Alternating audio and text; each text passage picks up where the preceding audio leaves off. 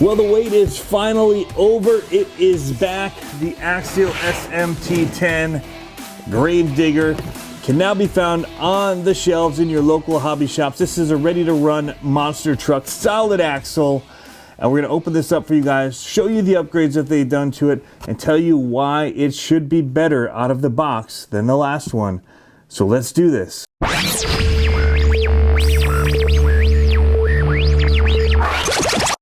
All right, so here is everything that you get inside of the box. One of the things that I do like about the Axial vehicles is that they give you a whole bunch of goodies in this goodie bag. Extra drive shaft pieces in here. You've got, multiple drive shaft pieces in here.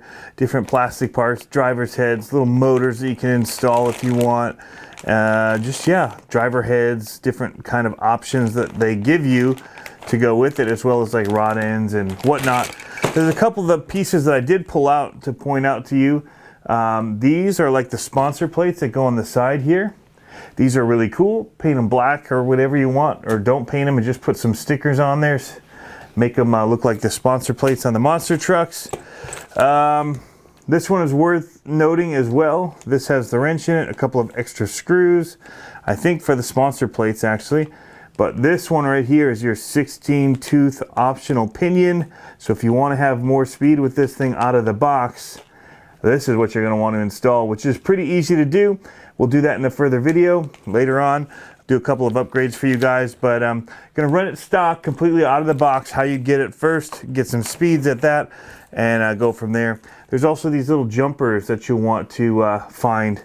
And these are what you put on the ESC to be able to program it. You do have these in there. You don't necessarily need to know that they're in there, but they are helpful to have if you want to change up some of your settings. So bind plug comes in with the controller. So let's go ahead and look at that really quickly. This is the STX2 controller. It's a very basic controller that comes with the ready-to-runs, and the receiver that comes with this does not bind to the nicer Spectrum stuff, which is one of the gripes that people have with it. I think overall it's okay for an RTR controller. It does give you throttle limits and stuff like that. If you want to let your kids run it, you can set those to 75 or 50 to turn down your speeds, as well as you can do that with the throttle rate here. You've got steering rate, which is the amount of steering that you'll have. The trim for your steering to be able to set the center.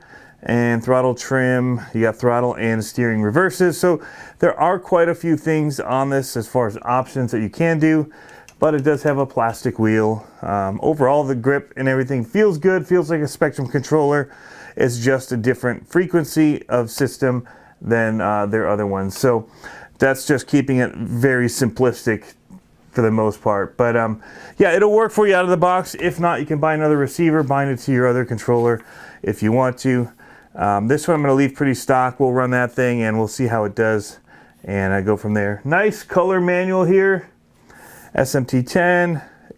It's got the Monster Jam logo on here, Horizon Hobby, and it's going to show you how to operate the vehicle, how to run it, and all of that. So it is good to have. It also will show you in the back kind of like the parts diagrams and all of that, and for how to assemble it. So it's very handy, but this is what we want to look at. This is the SMT10 Gravedigger, and I absolutely love this truck. I am a huge Gravedigger fan. If you look on my back shelves, I've got 1, 2, 3 over there is a sticker bombed version. I have the anniversary edition over here. So I have a lot of Gravedigger vehicles. And just a big fan of the brand of the Gravedigger, Son of a Digger, all of that. I even should point out, and I want to give a shout out to somebody who just actually gave me this vintage awesome Gravedigger poster that's going to go here in the studio. I'm not sure where, probably on the back wall. We're going to be redoing the studio, and that's going to go in here somewhere. So you should be seeing that. Anyway, back to the truck, because that's what you really want to see. First things I'm noticing, the BKT tires are still here, the chevron pattern, which this is cool. These are licensed. by Monster Jam, and so it's good to see that they do have the branded tires on here. They are the chevron pattern. They are the 2.2 style tire as far as RC goes. There's a 2.2 and a 2.6 that are the standards that most people run in the solid axle game, I guess you could call it. Up front, you have their solid axle. They are AR60 axles. Very popular. They're the same as you see on the Wraith, the Yeti, the Bomber, lots of them. So there's lots of part availability for these, and they're really easy to work on. That's what I love about them, to be able to change the diffs, all of that. If you do mess up the gears in there. The one thing I do find though is on this long part, especially when you change the tires and put bigger, heavier tires on, they can get a little bit of a weak spot here. We'll look at it on the back where it's a little easier to see. But one of the upgrades I do is I put beef tubes in it if I'm going to bash really hard with it, and I'll show you what those are at the end, and we'll show an install video of those in the future. Plastic all up front here, plastic steering links. A lot of people I know just run these. I usually swap them out for just cheap hot racing ones, but this particular truck I'm going to be running fairly stock for a lot of the time, just to show you guys how it runs and handles and all of that. So that is the plan, at least. The body, of course, has the logo, all of the Gravedigger stuff on here. Bad to the bone, 4-time champion.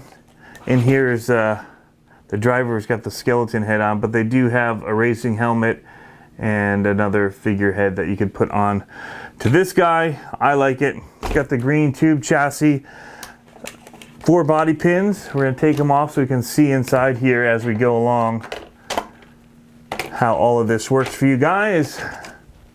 There it is. The mean green wrecking machine. The suspension feels pretty good.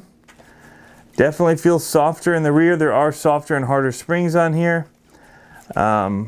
I would say that the back definitely feels softer. There's one thing I'll point out here that I wish that they would have added to this, because Horizon did do a lot. I will give them that. They did make a lot of upgrades to this. I wish they would have gone ahead and just put the front sway bars on here. They give you the piece to be able to attach it like here in the rear, to be able to add them, but it doesn't come with them installed already. And so under power, it can get kind of a little bit crazy. Sway bars definitely help with it taking off under a lot of throttle, and so I wish that was there. It's about 25 bucks to buy another set just like these, but you know, again, I would have liked to see that on here. That's the one thing to finish it out. The monster trucks have it. I kind of wish that they were already installed, but I think that's the only complaint I have about it, because I really like what they've done here. This is a proven platform. I have multiples of these. I have 3 of them currently. I had 4. So it's something that I do really like. And this is actually going to be my 4th one now. And yeah, so let's take a look. Go back to the axles in the rear. I was talking about where I would break them. And it's typically right here where the trailing arm comes in, or the lower link and meets the axle. You've got these screws. I don't know, it doesn't appear that they've made any changes to this setup. And so if you hit really hard on one wheel, especially with the big tires on there, it can crack right there. But if you put a metal tube inside of here, they make these axle tubes like these that go inside, long side here, short side over on this side here. And they just slide right in there, and it'll stiffen that right up. And so I do that to all of my SMT10s or SMT10 AR60 axles, get those installed on them. As far as upgrades, let's talk about the upgrades that we're going to see here. So you do have a new 12-turn axial motor in here. It's a brushed 550 can. So that is an upgrade from what it was a 27-turn, which was like a crawler motor before. So it's definitely going to have a lot more speed. But they've also gone ahead and they've upgraded internally the gears inside of the transmission to be metal gear instead of plastic, which is a huge upgrade in my opinion, because you can now just replace this motor with a brushless system and not have to take it all apart and put in metal gears in there, which will cost you about another 35 bucks. But they've gone ahead and they've installed that, and they've lowered the price at the same time. So it's amazing that they've made upgrades and they've been able to drop the price some. So they do have the sway bars here in the rear, as I mentioned before. Your battery tray is right here. Handles up to 2S in the current configuration. So you just slide in your battery here and plug it in. It is an EC3 connector, which is interesting since so many of the other vehicles are running EC5s now, that this is still the EC3, which is all right with me actually, because it runs with my batteries very easily with adapters that Venom has. I'm able to quickly get to an EC3 battery connector, which again is all you need for a brushed system as far as the power that you're going to get. Let's talk about that power, because it is running a new ESC as well. It's a Dynamite ESC that is tucked up underneath the driver in here. You've got an on-off switch right there. Got your little antenna there. And then up inside of this box is where you will find your receiver. And all of that is, I mean, they've wired it very nicely up through. They've even zip tied the wires along this upper arm. So these arms are plastic.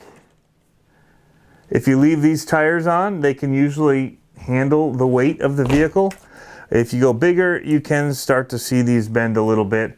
But a lot of people go ahead and upgrade these to metal as well. I only do the lowers. I usually leave the uppers as plastic. They're not getting the stress of the shocks being there and the impact that it's taking. So I haven't ever really found a need to upgrade my uppers to metal. But overall, I usually run the stock shocks. Has the little plastic like zoomies here. A lot of people will actually take these, flip them on the sides and turn them upside down so they're pointing downward. That's cool. Sometimes, a lot of times mine end up underneath the body like this, so having them down would avoid that happening all the time. But adjustable here if you want to change out the body styles. People do that all the time. The kit version is going to have a black chassis, tube chassis, and this one a lot of people will RIT dye if you want. You can change the color of it to black if you want. I like the green. I like the Gravedigger. Green and black I think looks awesome. So there are these weird stickers here. It looks like protecting these holes. I haven't seen, I don't remember that being on there before. Don't like all the bubbles in it, but I guess it's for extra protection from your plastic pieces here, so it doesn't scrape it up so bad. You probably peel it off there if you don't want it on there. I'll go ahead and leave it on there just for the extra protection. But yeah, overall, I mean, they feel good. Decals are applied well, so it looks like a standard truck. So it does have, one of the changes up front is that it's running now a Spectrum metal gear and metal cased servo, an S614, and it's running 201 ounces of torque. And then it's got this servo saver, which looks like it's changed a bit from the previous one, but it's kind of the same style. We'll see how that holds up. I like to run the Freestyle RC servo savers on here, but they are not cheap. So when I get my hot racing steering links, it's like a direct fit to get the Freestyle RC ones. It has a spring here on this actual arm, and I just find that those, I haven't lost a servo since I've installed those.